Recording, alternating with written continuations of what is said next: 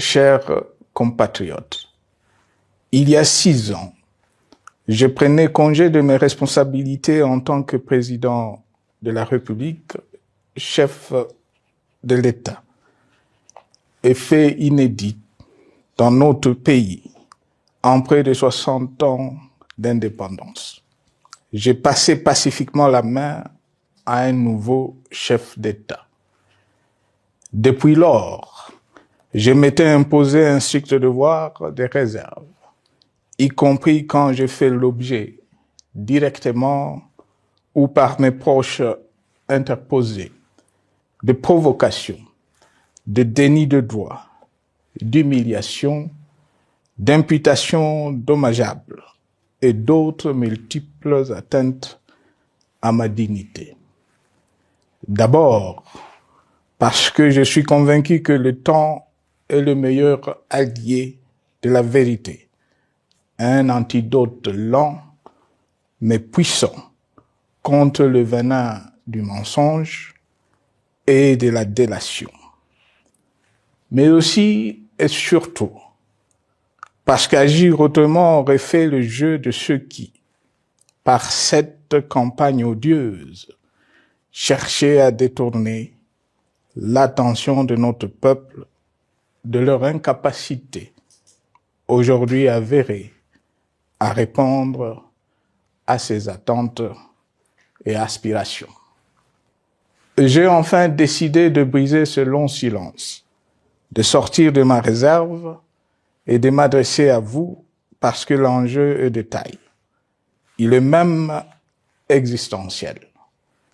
Non pas pour ma famille politique ou biologique, moins encore pour ma modeste personne, mais plutôt pour la nation congolaise et pour l'avenir de notre cher et beau pays. J'ai décidé de briser le silence parce qu'au vu de la situation que traverse notre pays, continuer à me taire m'aurait rendu poursuivable devant le tribunal de l'histoire pour non-assistance à plus de 100 millions de compatriotes en danger. Je saisis cette opportunité pour partager avec vous mes réflexions et participer ainsi à la recherche de la solution à la crise que traverse notre pays, la République démocratique du Congo, terre de nos ancêtres, car il est gravement malade et son pronostic vital engagé.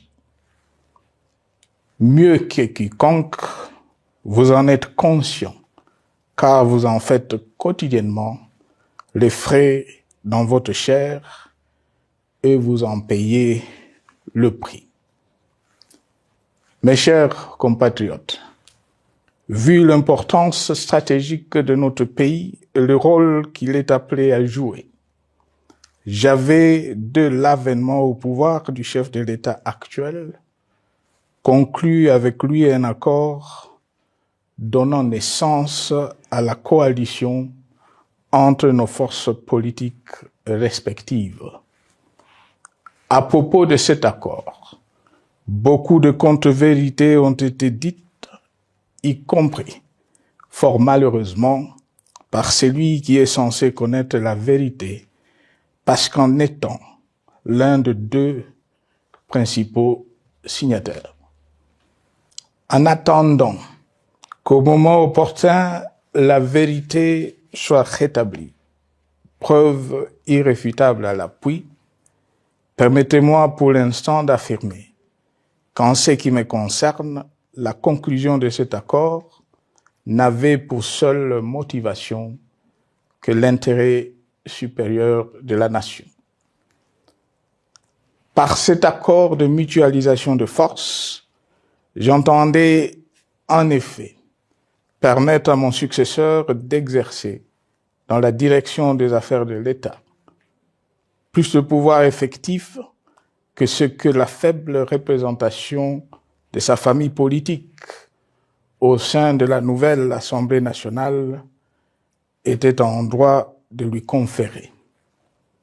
Je voulais par ailleurs faciliter le fonctionnement harmonieux des institutions et éviter à la nation, comme à notre jeune démocratie, d'éventuelles crises politiques qui leur auraient été fatales. Cette première alternance pacifique et civilisée à la tête du pays avait suscité d'autant plus d'espoir qu'en janvier 2019, notre pays s'est trouvé en bien meilleur état qu'au moment de ma propre accession à la magistrature suprême en janvier 2001. Alors que j'avais trouvé un pays au bord de l'implosion, miné par une longue dictature et des guerres, sans institutions républicaines, économiquement en faillite et socialement déchiré. Bref, un pays dont l'incertitude de lendemain menaçait la stabilité de toute la région. Le 24 janvier 2019, j'avais en effet légué un bien meilleur héritage à mon successeur, à savoir un pays réunifié, largement pacifié et dont les limites territoriales correspondaient exactement à celles qu'elles étaient au 30 juin 1960. Une nation reconstituée, réconciliée et fière de sa diversité. Un État doté d'une constitution progressiste et des institutions fonctionnant harmonieusement. Une économie dynamique et résiliente et débarrassée du fardeau de la dette hérité de régimes antérieurs, du fait de multiples réformes structurelles engagées. Une armée nationale républicaine de plus en plus professionnelle et capable de relever le défi de la défense de l'intégrité du territoire national. Une démocratie en constante consolidation, avec notamment l'organisation sur fonds propres d'un troisième cycle électoral. Le cœur serré, je constate qu'à peine 6 ans après, ce bel héritage en indivision, légué à l'ensemble de notre peuple, a été complètement dilapidé par celui qui en avait reçu la garde. Que notre pays offre un spectacle de plus désolant et qu'il suscite d'autant plus de désespoir au sein de notre peuple et de pitié et de moquerie à travers le monde, que l'inconscience de ses dirigeants ne permet aucun espoir de redressement. Cette détérioration rapide de la situation générale du pays est principalement due à l'iverse du pouvoir sans limite.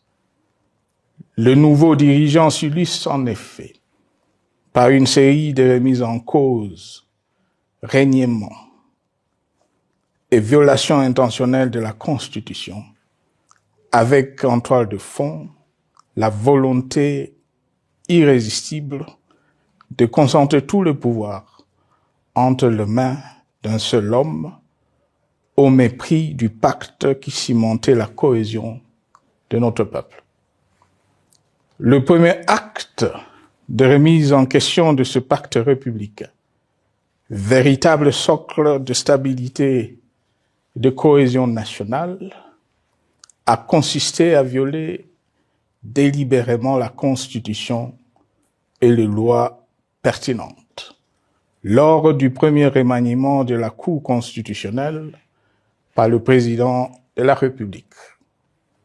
La violation de ce texte juridique, fondement de tout état de droit, pour de simples raisons de confort politique, est devenue, depuis lors, une marque distinctive de la gouvernance de notre pays. Dans le même esprit, en décembre 2020, il fut organisé un coup d'État institutionnel à la suite du renversement en pleine mandature d'une majorité parlementaire, pourtant dévolue par le peuple souverain, ainsi que le gouvernement qui en était issu.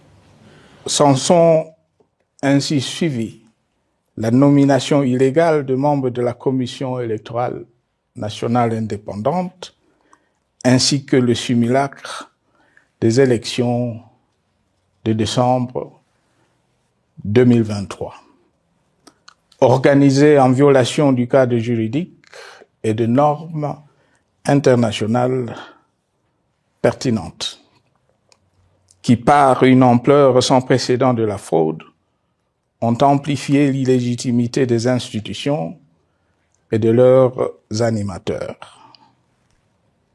Le coup de grâce a été donné par l'annonce du projet de changement de la Constitution, un projet dont la réalisation liquiderait totalement le consensus national de Sun City. Les conséquences négatives de cette gouvernance non orthodoxe sont pour le moins stupéfiantes. Le pays est ainsi devenu un espace de non-droit. La République a cessé d'être démocratique et la volonté du chef de l'État tient désormais lieu de loi suprême, supplantant la Constitution et les lois. En revanche, érigé en politique du gouvernement, le populisme et la démagogie, le mensonge et l'arrogance, la discrimination et la stigmatisation de certaines composantes de notre peuple, l'institutionnalisation du tribalisme et du népotisme,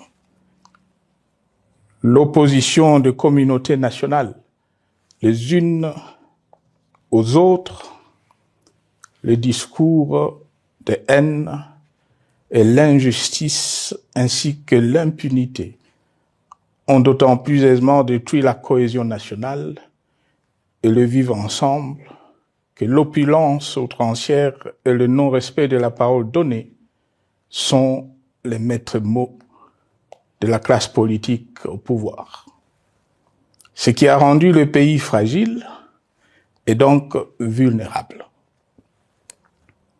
Plus grave, le repli identitaire, dangereux pour l'édification de toute nation, a refait surface, avec ses vieux démons dont l'intolérance et la division est circonstance aggravante.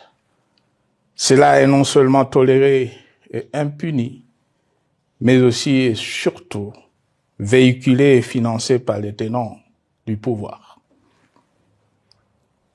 Face à cette dérive, le Parlement a abdiqué de sa mission constitutionnelle de contre-pouvoir. Il a ainsi cessé d'être le temple de la démocratie, le lieu par excellence de l'expression législative et la volonté du souverain primaire, pour ne plus être qu'une chambre d'enregistrement de la volonté d'une seule personne. Quant à la justice, garante constitutionnelle des libertés publiques et du socle de valeurs, qui structure notre identité et forge notre unité, elle a complètement démissionné de ses responsabilités, se laissant ouvertement instrumentalisée à des fins politiques. Elle n'est donc plus qu'un instrument d'oppression d'une dictature qui tente désespérément de survivre à contre-courant de l'histoire, par la terreur et l'imposition de la pensée unique. Rôle peu louable, qu'elle partage avec les milices tribales, ainsi que la police et le service de renseignement, eux aussi détournés de leur noble mission de protection des citoyens et de sécurisation de l'État. Sur le plan économique, la situation est de plus inquiétante. Malgré l'augmentation des recettes publiques, essentiellement due à l'arrivée à maturité de toutes les réformes courageusement votées de 2002 à 2018, notamment le nouveau code minier, forestier, des hydrocarbures, des assurances et de la sous-traitance, et un niveau d'aide financière accru de la part des institutions de Bretton Woods. Aucun investissement n'a été réalisé pour doter le pays d'infrastructures modernes, soutenir des réformes structurelles et stimuler la croissance. Par contre, l'inflation et la dépréciation monétaire, jadis vaincues, sont de retour. La corruption et le détournement de deniers publics ont atteint un niveau inédit. Et l'endettement public que nous avions maîtrisé de 2010 a de nouveau grimpé en flèche, dépassant la barre de 10 milliards de dollars et suscitant des inquiétudes légitimes quant à la solvabilité à moyen et long terme du pays. Les conséquences sur le plan social sont aussi dramatiques. Aggravation du chômage, accumulation des arriérés des salaires des agents de l'État, baisse drastique du niveau de vie de la population et recrudescence du banditisme urbain, de l'exode rural et de la famine dans un nombre croissant de provinces. Les Congolais sont désormais en proie à une véritable angoisse existentielle. Parmi les victimes résignées de ce gâchis se trouve en bonne place notre jeunesse, qui a été pourtant de tout le combat démocratique et qui a beaucoup cru aux vertus de l'alternance pacifique. Aujourd'hui, sans repère ni perspective sérieuse du lendemain, ils se sont abandonnés, laissés à la merci des entrepreneurs de conflits et de vendeurs d'illusions de tous bords. Rien de ce qui lui a été promis depuis 6 ans n'a été réalisé. À cette jeunesse désabusée, comme à l'ensemble de notre peuple, nous tenons à donner une assurance. L'échec d'un régime compromet, mais ne scelle pas définitivement le sort d'un peuple. Mes chers compatriotes, s'agissant de la situation sécuritaire, dans les grandes agglomérations comme dans nos campagnes, elle est partout plus que préoccupante. C'est le cas notamment au nord Kivu, au sud Kivu, en Ituri, au Maniema, au Tanganyika, au Katanga et au Mai-Ndombe, province pourtant voisine de Kinshasa, capitale du pays et siège des institutions. Le sang de nos compatriotes civils et militaires, valeureux officiers et soldats des rangs, mais aussi députés, éminents membres de la société civile ou de partis politiques, a ainsi abondamment et gratuitement coulé. Du fait de l'intolérance, du cynisme, voire pire, d'un terrorisme d'État pratiqué dans un seul et unique dessein, l'abus du pouvoir pour le pouvoir. C'est le cas, entre autres, de plusieurs centaines de détenus du centre pénitentiaire de rééducation de Makala, sauvagement abattus dans la nuit du 1er au 2 septembre 2024, victimes sans défense d'un crime incontestable contre l'humanité, à ce jour resté impuni. Il en est de même de membres de la secte mystico-religieuse Wazalendo de Goma, de jeunes de la Junafek à Lubumbashi et du massacre des adeptes de l'église Mbidi à Kilwa.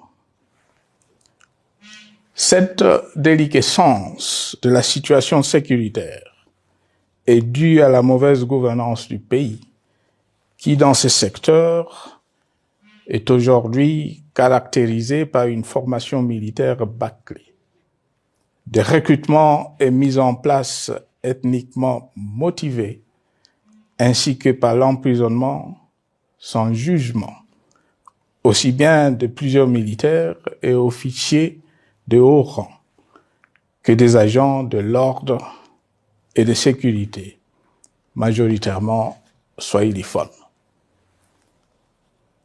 Bien plus, à l'armée nationale, bouclier de la nation, instrument de préservation de l'indépendance nationale et de l'intégrité territoriale, il a été substitué de bandes de mercenaires, de groupes armés, de milices tribales et de forces armées étrangères qui ont non seulement montré leurs limites, mais aussi enfoncé le pays dans un chaos indescriptible. L'État a ainsi perdu le monopole de la violence légitime en sous-traitant aux groupes armés, autrefois maîtrisés, le maintien de l'ordre public et de la tranquillité nationale. Et comme si cela ne suffisait pas, l'armée nationale est vilipendée, conspuée et tournée en dérision par les autorités qui n'assument jamais rien alors qu'elles sont censées veiller à sa consolidation et à sa respectabilité.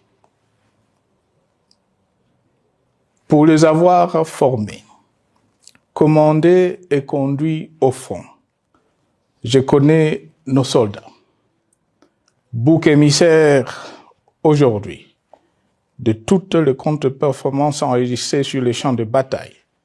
Ils ne sont pourtant pas intrinsèquement moins bons, moins nationalistes et moins loyaux. Ce qui a changé entre-temps, c'est la qualité du commandement et de leur prise en charge.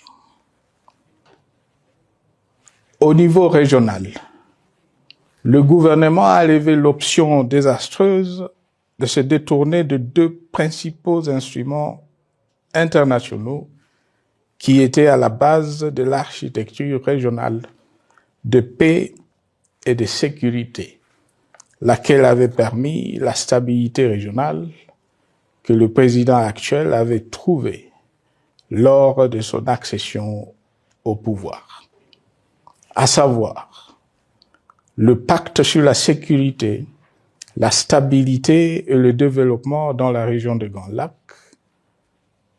et l'accord cadre pour la paix, la sécurité et la coopération pour la République démocratique du Congo et la région. Plus grave encore, en faisant de forces négatives, les FDLR, ainsi que des centaines de groupes armés congolais, des supplétifs des forces armées de la République démocratique du Congo, le gouvernement a ouvert la voie à la régionalisation du conflit, avec des conséquences inévitables sur la stabilité de la région. Mes chers compatriotes, alors que sur le plan institutionnel, politique, économique et social, les fondamentaux avaient été établis et que le pays avait été placé sur la rampe de lancement, prêt à décoller. Nous voici, hélas, en un temps record, soit 6 ans, de nouveau à la case départ.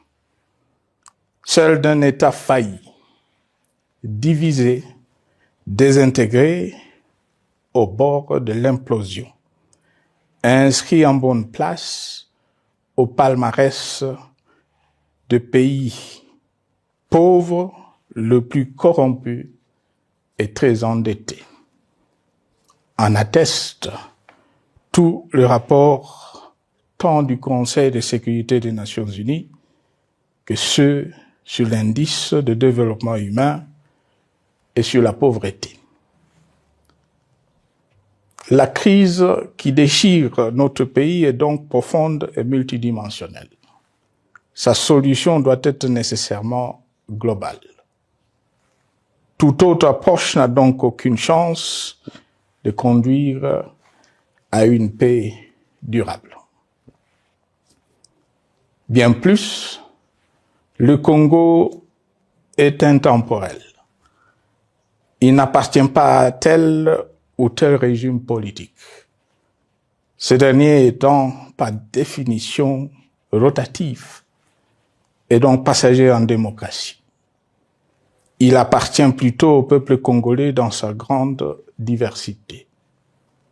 Ce qui est vrai du Congo l'est aussi des immenses ressources du sol et du sous-sol dont il regorge et qui sont essentielles à la croissance et au développement à l'échelle internationale.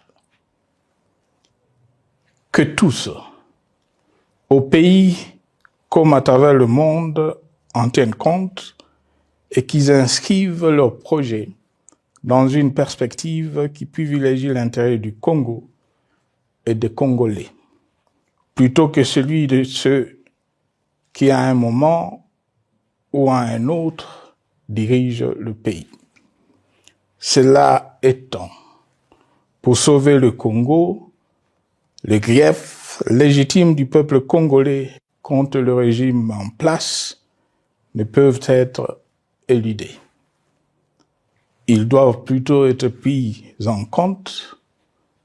La dictature doit prendre fin et la démocratie, tout comme la bonne gouvernance économique et sociales doivent être restaurées. Car, comme en témoigne l'histoire, il ne peut y avoir de solutions sécuritaires définitives sans solution politique sincère. Sinon, il y aura de nouvelles vagues de convulsions politiques, de troubles à la paix, d'insécurité, d'instabilité institutionnelle, de conflits armés et de guerres civiles. Perspective qu'en toute responsabilité, nous, Congolais, ne pouvons plus nous permettre. Il est dès lors vital que les multiples initiatives de recherche de la paix, Luanda, Nairobi, EAC et SADC, l'Union africaine, Doha et Washington, que nous accueillons favorablement, les considérant comme autant de signes de compassion et de solidarité à notre peuple, soient conscientes de cette exigence. Qu'elles accordent aux Congolais à la fois maîtres de leur destin et premières victimes de cette crise la place centrale qui leur revient de droit, aussi bien dans le diagnostic du mal dont souffre le pays que dans la prescription du traitement dont il a besoin pour en guérir définitivement. Il convient de noter à ce sujet que le gouvernement de Kinshasa s'est enfin résolu à se mettre autour d'une même table avec l'AFC M23 depuis plusieurs semaines à Doha, même si, bizarrement, il continue à considérer comme un crime le fait que les autres Congolais se parlent entre eux. C'est le lieu pour moi de saluer la démarche des évêques de la CENCO et de l'ECC, qui a le mérite de n'exclure du débat aucun sujet, ni aucun de nos compatriotes. Sans être parfaite, cette initiative conjointe des Églises mérite le soutien et, si nécessaire, des enrichissements de la part de notre peuple. Mes chers compatriotes, une fois n'étant pas coutume, il convient de dénoncer la falsification de l'histoire par ceux dont le jeu pervers dans l'opposition naguère, comme aujourd'hui au pouvoir, a consisté et consiste encore à calomnier, à diffamer, à diaboliser et à diviser pour gagner et régner, à se défausser sur les autres pour justifier leur contre-performance, quelles qu'en soient les conséquences sur la cohésion nationale ou en termes de vies humaines injustement brisées ou perdues. Une preuve, s'il en fallait encore, vient de nous en être donnée une fois de plus. Il y a quelques jours, en effet, suite à une simple rumeur de la rue ou des réseaux sociaux sur ma prétendue présence à Goma, où je veux me rendre dans le prochain jour, comme annoncé par ailleurs, le régime en place à Kinshasa a pris des décisions arbitraires, avec une légèreté déconcertante qui témoigne du recul spectaculaire de la démocratie. Mieux que quiconque, vous savez que pour moi, le Congo est la priorité absolue, que sa souveraineté et son intégrité territoriale ne sont pas négociables, que mon engagement pour la démocratie, la cohésion nationale, la paix et la stabilité n'est pas un slogan creux, et que le respect de la Constitution et des lois du pays, autant que celui de la parole donnée, sont sacrés. Militaire, j'ai juré de défendre la patrie jusqu'au sacrifice suprême. Hier au pouvoir, aujourd'hui en dehors du pouvoir, je demeure plus que jamais fidèle à ce serment. En ce moment où le pays est de nouveau divisé, appelé par le destin, j'ai le devoir d'œuvrer à la recherche de la paix et de contribuer à la reconstruction de notre pays qui se meurt. C'est dans cet esprit que j'ai choisi ce moment pour exprimer ma sympathie à l'endroit de toutes les victimes du conflit en cours, de réconforter et marquer ma solidarité avec la population de la partie orientale. Vous, qui êtes abandonnés par le pouvoir central, qui semble avoir pris le parti de vous punir, entre autres, en déconnectant les institutions financières du réseau bancaire national, et en restreignant le mouvement de personnes et de biens. Ces décisions et bien d'autres vous asphyxient et rendent votre vie plus précaire que jamais. J'en appelle aux uns et aux autres, en particulier au gouvernement, d'humaniser les conditions de vie de nos compatriotes de cette partie du territoire national. Ils ont droit à la vie, à la scolarisation de leurs enfants et aux autres conditions du bien-être. En entendant le rétablissement de l'autorité de l'État sur toute l'étendue du territoire national, j'invite les tenants du pouvoir à protéger la population. De même, l'armée, la justice, les autres structures en charge de l'ordre et de la sécurité doivent être véritablement au service de la population et répondre à ses aspirations. Mes chers compatriotes, de par mon expérience dans des situations similaires, le patriotisme et l'humanisme ont guidé le processus de règlement de conflits et ont porté de fruits dans le passé, aussi bien sur les champs de bataille que sur celui des négociations ou du dialogue. Notre pays avait été divisé de quasi-moitié pendant quelques années. La sagesse avait alors prévalu. Nous avions recollé le morceau et le pays a survécu dans son unité.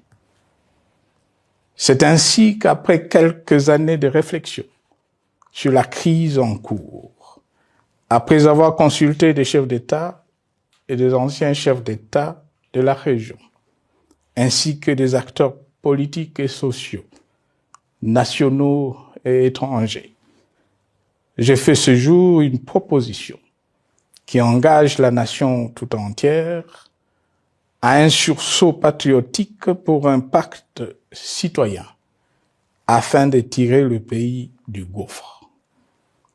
Le travail hardi qui s'impose à nous portera notamment sur les 12 points suivants. 1. Mettre fin à la dictature, mieux à la tyrannie. 2. Arrêter la guerre. 3. Rétablir l'autorité de l'État sur toute l'étendue du territoire national. 4. Restaurer la démocratie en revenant aux fondamentaux d'un véritable État de droit. 5. Rétablir les libertés fondamentales. 6. Réconcilier le Congolais et reconstruire la cohésion nationale. 7. Relancer le développement du pays par la mise en place d'une bonne gouvernance économique, une gestion administrative et financière orthodoxe et une répartition équitable des ressources nationales. 8. Relancer le dialogue sincère et permanent avec tout le pays voisin en vue de l'instauration de la paix et du développement durable dans la région. 9. Rétablir la crédibilité du pays auprès de partenaires au niveau tant régional, continental qu'international. 10. Neutraliser tous les groupes armés nationaux et étrangers et rapatrier ces derniers dans leur pays d'origine. 11. Mettre définitivement fin au recours et à l'utilisation de mercenaires, conformément à la Convention de l'Union africaine sur l'élimination du mercenariat en Afrique du 3 juillet 1977 et à la résolution des Nations Unies du 4 décembre 1989 portant sur la Convention internationale contre le recrutement, l'utilisation, le financement et l'instruction de mercenaires et rapatrier sans condition ceux qui sont déjà déployés sur le sol congolais. 12. Ordonner le retrait sans délai de toutes les troupes étrangères du territoire national. À ce sujet, je salue la décision sage des pays de la SADC de retirer les troupes de la SAMI DRC de notre pays. Vu l'immensité de la tâche ainsi décrite, je lance un appel solennel à tous les Congolais, sans distinction de sexe, d'ethnie, d'âge, de classe sociale, de zone géographique ou d'appartenance politique, qui aiment passionnément le Congo, qui sont prêts à tous les sacrifices, qui adhèrent sans réserve au pacte républicain de Sun City et qui tiennent au respect de la Constitution du 18 février 2006, à se dire autour de ces objectifs. Il s'agit de la refondation de l'État et de l'édification d'un pays qui a perdu ses repères. Mobilisons-nous et mettons à profit tous les moyens à notre disposition pour restaurer l'unité nationale, sauver le Congo et préserver son indépendance, car l'Afrique et le monde nous regardent. Mes chers compatriotes, le Congo vaut mieux que la caricature qu'en donnent ses dirigeants actuels.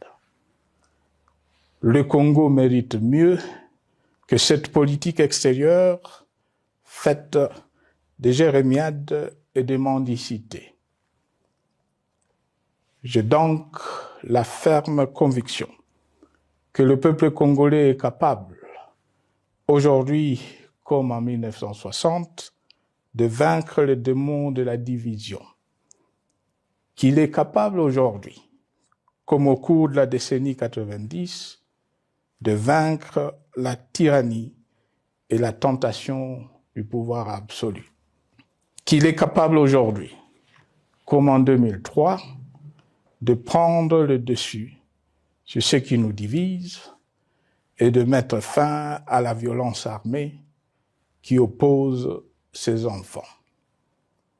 Pour y parvenir, chacun doit jouer sa partition. Je m'engage à jouer la mienne.